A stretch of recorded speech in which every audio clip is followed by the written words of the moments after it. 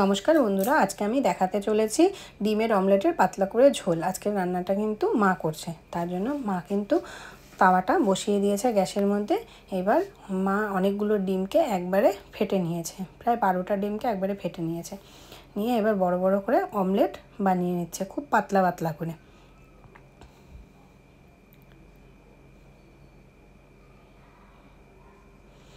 আপনারা এইভাবে হালকা করে ডিমের অমলেটের ঝোল বানিয়ে খেয়ে দেখবেন, খুবই পাতলা হয়, গরমের মধ্যে খেতেও ভালো লাগে আর শরীরও ভালো থাকবে।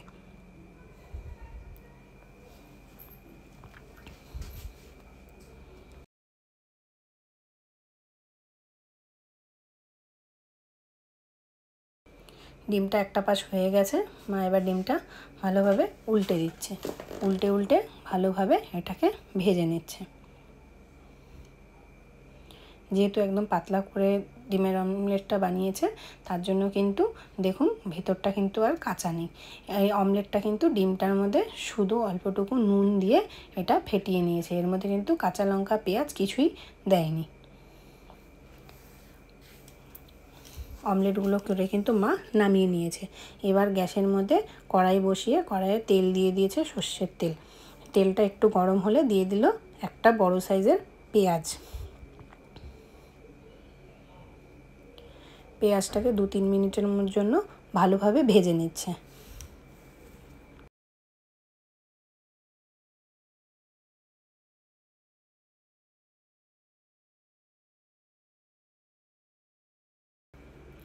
পেঁয়াজটা কিন্তু অনেকটা ভাজা হয়ে এসছে। এবার এর মধ্যে দিয়ে দিচ্ছে অল্প করে আদা বাটা আর অল্প করে রসুন বাটা।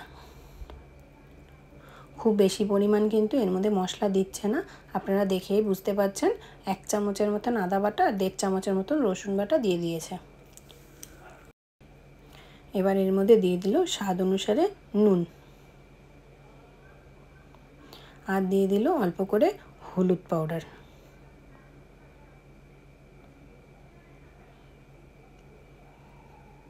তারপর দিয়ে দিচ্ছে স্বাদ অনুসারে ঝাল। লঙ্কা পাউডারটা কিন্তু আপনারা যদি পরিমাণ ঝাল খান সেই পরিমাণেই দেবেন। এটা কিন্তু লঙ্কা পাউডার ইউজ করেছে।